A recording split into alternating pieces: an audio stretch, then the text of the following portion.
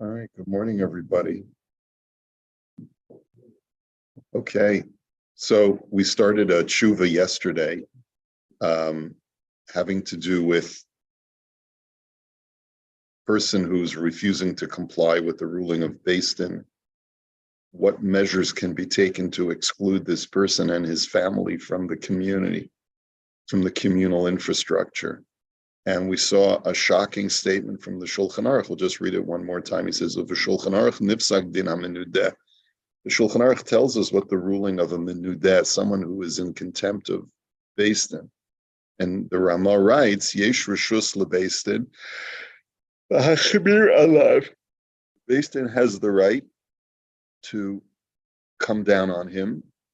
Shelo yamulu et banav, v'shelo yikaver im yamut, u'legaresh et banav mi beit hasefer ve'et ishto mi beit hakneset ad sheyikabel alav et hadin. A, not to circumcise his child. B, not to let him be buried in the Jewish cemetery. C, to expel his children from the local school. And D, expel his wife from the shul. In other words, he's not going to shul. He can't stand everybody. But his wife wants to go to shul. She loves the rabbi's drasha and whatever, wants to hear the choir. No, sorry. She is kicked out of shul. So this is, and it's pretty harsh, right? So v'chasav harif b'shem Rav Paltuye Gaon, Adam shenitchayev lechavero beveit hadin v'sara b'aral gzeras Beis Din, that the Rif quotes a Gaon, Rav Paltuye Gaon, that if a person is held liable in Beis Din and he refuses to comply with the instructions, Kosvin lekihilot Yisrael, Ploni, Gazru olav din, v'sirei v'lo hishkiach, that so and so has been ruled by Beis Din to follow a certain instruction. He has refused. And this happens, by the way, with men who don't give their wives a get also sometimes. V'lo hishkiach, and has refused to listen to us. V'hecheramnu oto shelo yitpalel ba'asara. We have placed him therefore in cherem. He may not join any minyan in the Jewish community. V'lo yizdamein bishlosha. He may not even join a zimun. In other words, no person should even be part of a zimun with this man. V'lo tamubo lo bain. You cannot circumcise his son. V'lo tikvaru lo mate. You cannot bury him if he dies. V'hotziu banav mi beit hasefer. You are obligated to expel his children from school, the ishtomi beit hakneset, and his wife from the shul, ad sheyikabel alav et hadin, until he accepts upon himself the judgment of the Beis Din. Now, that's all the harsh part. Aval hamaharshal tamal zeh, the echef shar lahotzi et banav mi hatalmud Torah. He says the maharshal is surprised at this. He says, how can you expel his children from school? He says,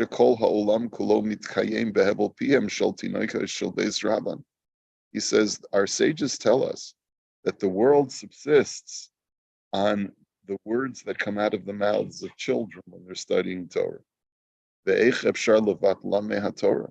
How can you therefore cause these children to not be studying Torah? Bishlama bris mila lo yamulu es beno. I could understand not circumcising his son. He's supposed to circumcise his son. Let him learn how to be a moil, and he can do it himself. Okay. O likvor es meso gavin shemut l'kavra. He says the community can refuse to bury him because it's his relative's responsibility. It's not he's sort of removed himself from the community. So yeah, you're not allowed to leave a corpse out longer than the shortest amount of time. But that's not the community's responsibility. That's the individual relative. But how can you stop children from studying Torah? So he says, and about children not studying Torah, the prophet says, If you forsake me 1 or 2 days, then I will forsake you. The gam ein lahutzi es ishto mi beis hakneses, the im hu chata ishto ma ashma. And the Maharshal is further surprised that we would kick his wife out of shul. The guy is a bad guy, but what did his wife do? So it's just her unfortunate lot that she happens to be married to this man. So so you see that there's an opposing opinion. So he says, "V'hataz kasav dechol harishus shenitan lahotzi banav mehatal metorah hainu davka b'haktanim bioter." He says, and then the Taz writes that when we say permission is granted to expel his children, that's only with very young children. Aval hagdolim ein lahotziim came sheyesh bazeh bitul Torah. He says, but the older children, you can't really expel from school because they're engaged in Talmud Torah. In other words, when a child is young, maybe, he's learning just rudimentary things, and therefore we can justify removing him from the school. But once he becomes 6, 7, 8 years old, 9 years old, 10 years old for sure, then you can't expel him because you would stop him from learning Torah. So avolagabe ishto hiskim hatazim harashal she'en lahotzia mi beis hakneses. And the Taz also agrees with the Maharshal that says, you can't remove the wife from shul. Still have to allow her to go to shul. In other words, it's probably humiliating enough for her that she has to be married to such a guy, a shmendrik. But why should she have to suffer, by being excommunicated from the community? So you have two opposing views, and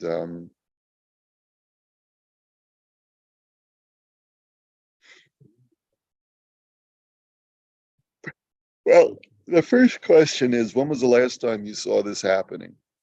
Okay, and the fact of the matter is that Bate Din no longer have the power that they used to have, and the reason is because if a guy won't give his wife a get, and I know this for a fact, the guy won't give his wife a get, the shul says you're not welcome here anymore. We'll say, and he'll just go down to the Chabad. Yeah. Yeah, right. That's the reality. That's the reality. So it's a different world, and this is not to say, as funny as it sounds, it's sort of a lament, because there is not that sense of solidarity, and we've shtibelized the world. Just everything's a shtibel. But the fact of the matter is that if a guy is in cherem, the language of the cherem is no one can join together with him in a minyan. And I know of such a case, of a guy who's refused to give his wife a get for decades. And so what did he do? He found some,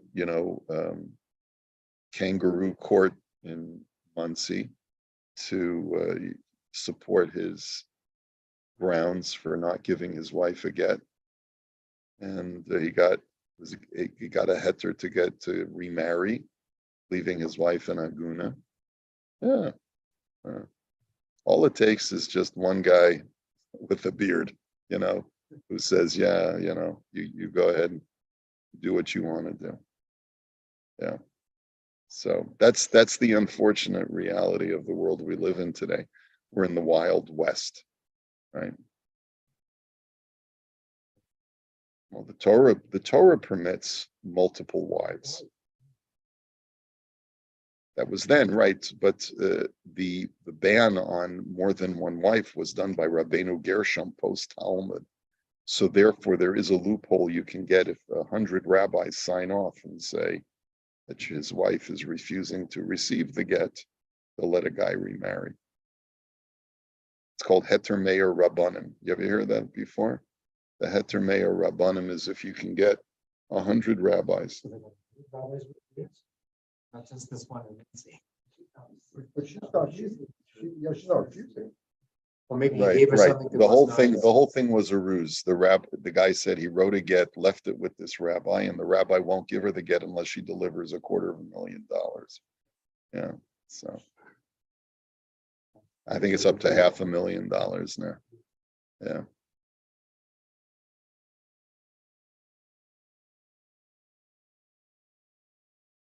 Okay.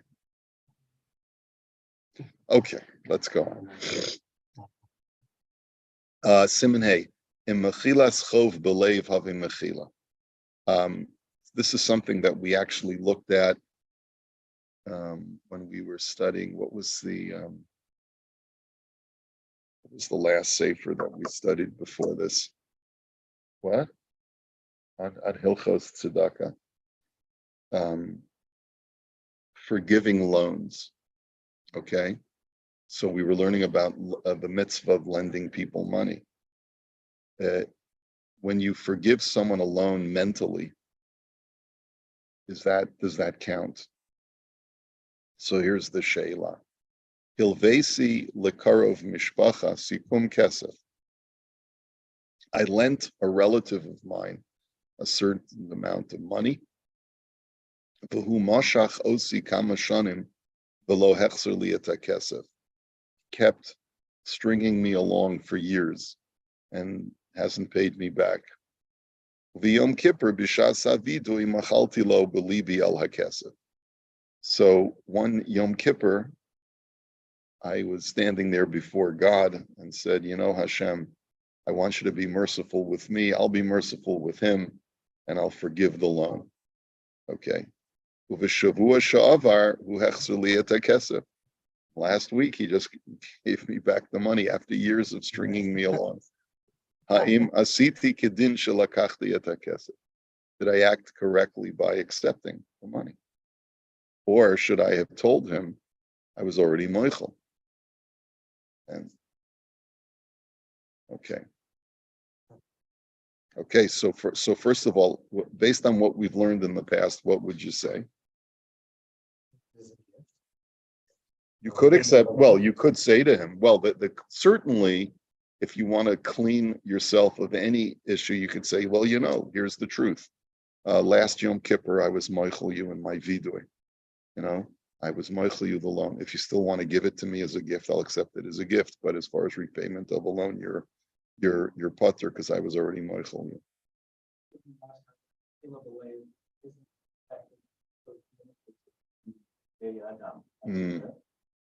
There was an opinion like that, yeah. Okay, very good, Marv. Okay. Yeah. Yeah. Okay. Okay. Okay. Bedin mechila, kasav harambam de mechila einat tzricha kinyan. So first of all, it's important to note that the Rambam writes that when you want to forgive a debt, you don't need to make a kinyan with the other party. V'chein pasak maran b'shulchan aruch, and that's the psak of the Shulchan Aruch. The kaven dekaimelan zachin la'adam shelo b'fanav, zacha hala b'chov shabiyada. And we also paskin that you can create merit for someone in their absence. So I can go ahead and basically give another person a gift without their knowledge. So the example that's given in the Gemara is if I go ahead and I want to give Wayne a gift, but Wayne's not here. He's in Israel. So what I can do is I can give, Marvin's going to Israel. So I can give Marvin and say, Marvin, you take possession of this on behalf of Wayne. And when you see him, just give it to him. But it's his from the moment that Marvin takes it. So that's the principle of Zachin la'adam shelo b'fanav. Right, you can provide merit for someone in their absence. Okay, because of the sefer Mishkanos Haroim, b'din mechila shelo b'fnei halova. So in this sefer, it talks about forgiving a loan in the absence of the debtor. Denira lo pashut zacha haloiva vein hamal v'yachal lachzor. That he says that it's obvious to him that once you forgive a loan, even in the absence of the debtor, that is a loan forgiveness, and you therefore cannot withdraw that forgiveness. In other words, once you've said it, there's no more loan. The afal gav the kaimelan zachem la'adam shelo b'fanav, aval ein chaven la'adam shelo b'fanav. Now, even though the Gemara says you can only provide merit for someone in their absence, but you can't provide liability for someone in their absence.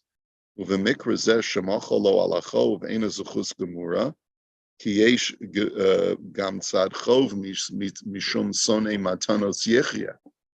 So there is a certain liability because we know that it says in Proverbs that he who despises gifts shall live. It's not considered to be an asset for someone to be a giftee. Why is that? Because a giftee always feels indebted to the gifter.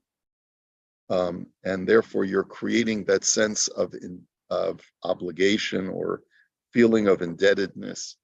And so what about that? What about the fact that by forgiving the loan, he's every time he sees me, he's gonna be thinking, this guy was so magnanimous to me, I sort of feel like I owe him. So he says, Tireit sham shezelo nechshav chova, kevin shuhurak mevater lo ala chov, zenikra havkas halva aso, velo kamishanos in lo matana. So the Sefer Mishkanos Haroim says, when you forgive a debt, it's not the same as giving someone a gift, right? Because giving someone a gift, you're actually giving them someone. But when you forgive a debt, you're not actually giving them something. You're just removing a debt, and so that's not as much of a sort of creating a liability.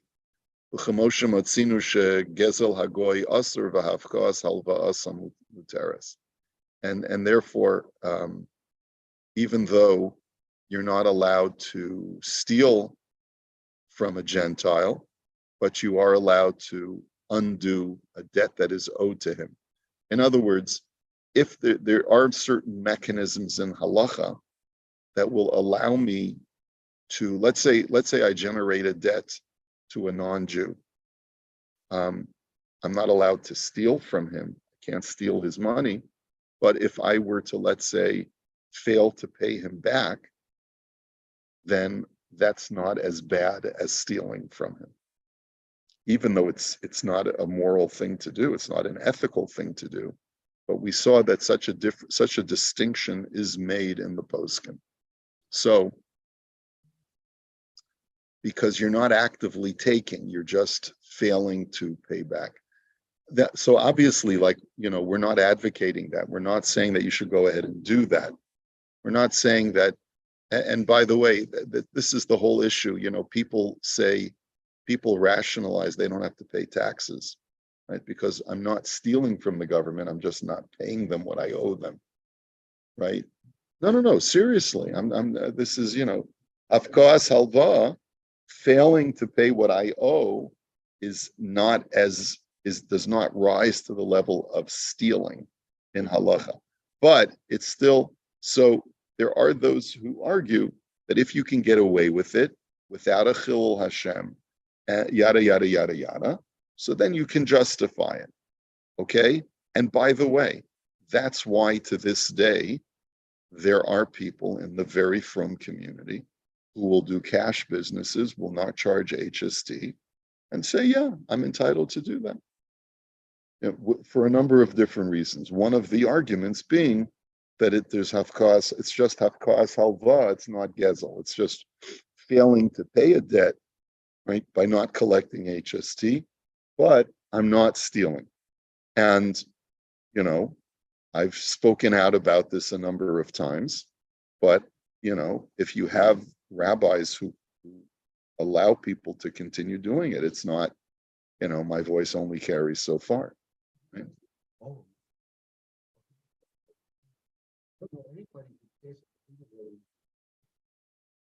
Right. Yeah. Well, it's also most likely that she's not going to pay the HST.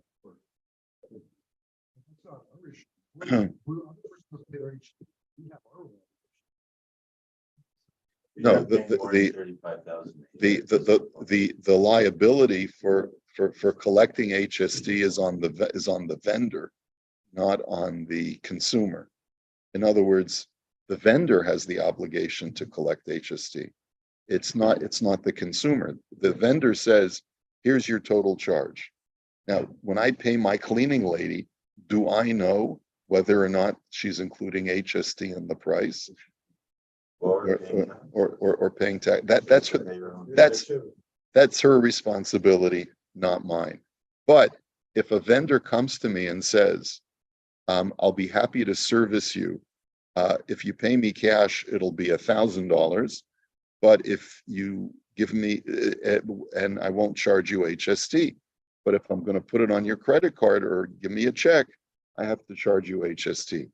Then you know for sure that you are colluding in a crime. Yes, yeah, you are colluding in a crime, right? So, and there's a lot of temptation. Let's say you want to buy someone's car, right? And there's a lot of money involved, huge amount of money involved.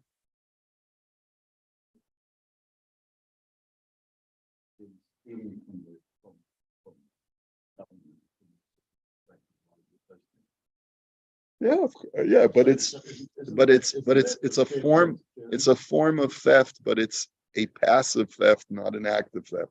I'm not, right? In other words, you yeah. Yeah, but a person can always argue, yeah, but I pay, when I go shopping, I pay HST. So just because I, as a vendor, am not charging HST, you can't look at that particular garbage collection. And I've heard all the arguments. Another guy argued to me once, I see all of the fraud that takes place by these immigrants who come in and, they utilize OHIP without actually living here. And so the government is throwing away tons of money. Why should I contribute to the government when they fund this, and they fund, lesbian basket weaving courses, or whatever, whatever argument people are going to make, right? So there's all kinds of rationalizations, right?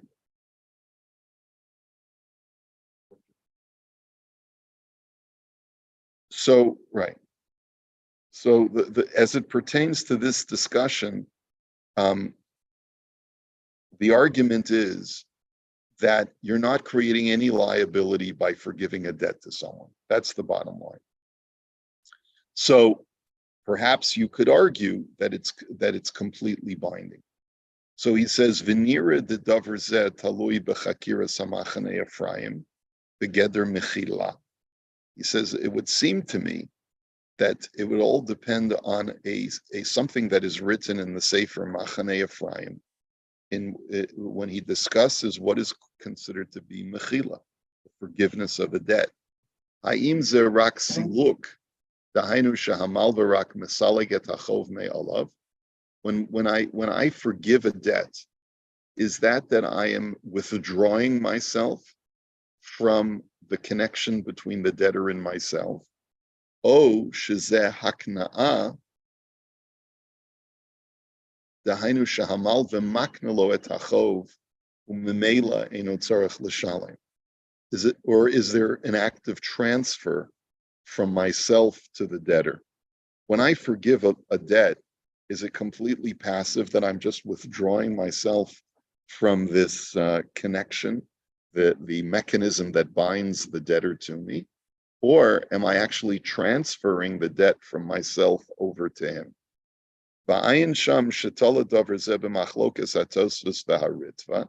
And it goes back, he says, to a machlokas between Tosfos and Ritva. I'm not sure that it's really worthwhile for us to research this in depth. And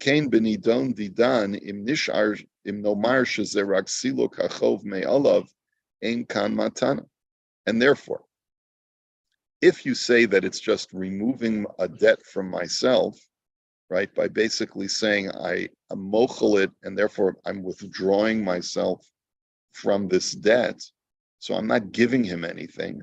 But if I'm actually giving him something by forgiving the debt, and you look at it as I'm granting him something, then it is a gift, and there's more of an argument to be made that what I'm giving to him could present to him a liability. Okay, so we're sort of splitting hairs here, but he says, kol zeh kishamar b'fivshu mochela. However, we have to underscore that it's only when you tell a person verbally that you forgive the debt, that the debt is hereby forgiven. He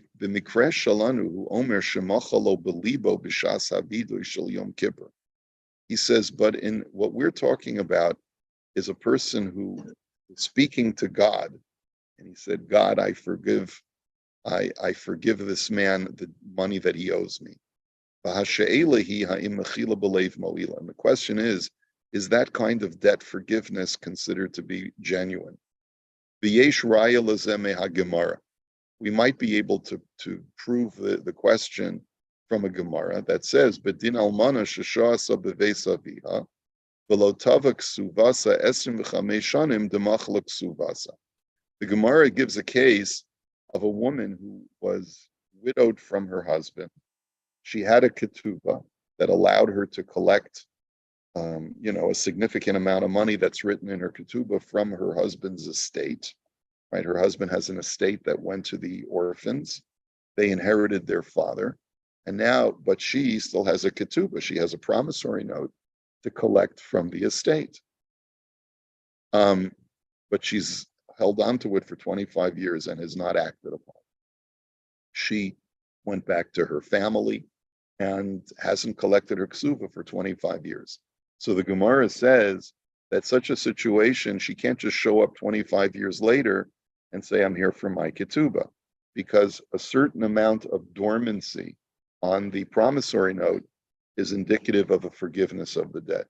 Is there such a principle in secular law? Like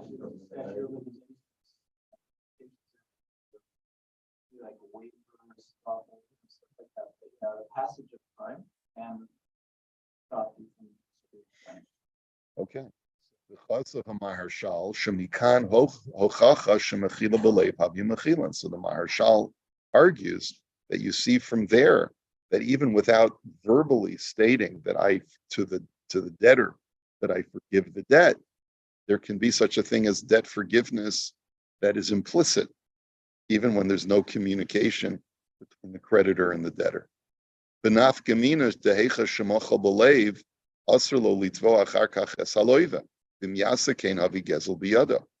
this has very important ramifications. If a person already forgave the debt mentally without communicating it, he would not be allowed to go after the fact and demand payment from the debtor. And if he does, it's considered theft, even though he's got all the paperwork. I have a piece of paper that's a promissory note that says you owe me $1,000, but if I've already forgiven the debt, I can't use it. And if I do use it, I'm stealing. Okay?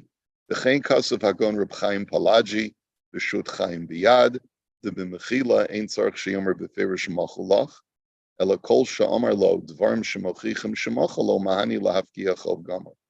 He also writes that when it comes to debt forgiveness, you don't have to say explicitly, Machul, I forgive the debt, but as long as you speak to him in such a way that it's indicative that you've forgiven the debt, that is sufficient. The Chen Kasav Hagon Yaivitz, the Hamochel Chov Chavero Belibo, Im Choser Bo V'tovo Yesh Lachosh Mishum Isser Gezel. The Yaivitz writes the same thing, Rabbi Yaakov Emden. He says that if you've already forgiven the debt mentally, then if you go ahead and demand payment at a later date, there's a possibility of gezo. So we have that side of the argument. Ulam, b'shut chikrei leiv, tama alzeh. But another tshuva sefer is surprised at that. He says, V'ha kaimalan, the dvarim shebelev einam dvarim. That we have a principle in the Gemara, from the Gemara in Kiddushin, that says mental thoughts, right, are insignificant. You can't say, well, when I presented the woman with Kiddushin, I was thinking to myself that it's not really Kiddushin, right? In other words, when I said, Harayat Mikudeshasli B'Tabazu, I was really thinking about another woman. I wasn't thinking about the woman that I was giving the ring to, right? So the Gemara says, the Gemara says that doesn't work. Dvarim shebalev einam dvarim. Your mental, whatever's going on in your head, does not count if you do an action. And based on that statement, he wants to argue that even if you mentally forgave the debt, but there's been no destruction of the promissory note, no communication that would indicate that, then you can still collect your debt. What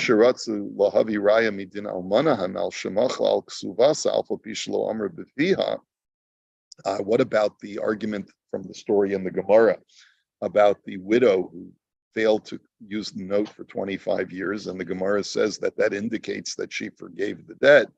He says, Dacha shamachi krelev dein raya misham. He says, that's different. Dahasam havi umdana demuchach.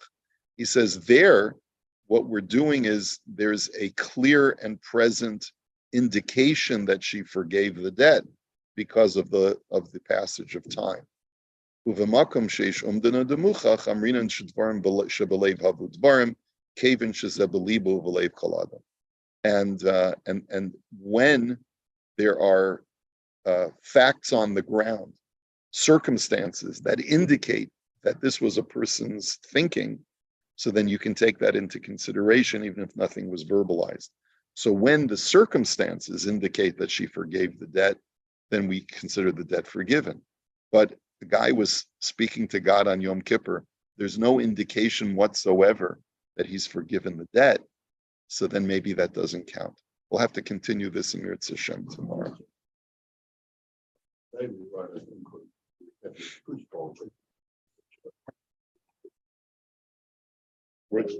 That's extending the debt beyond Shemitah.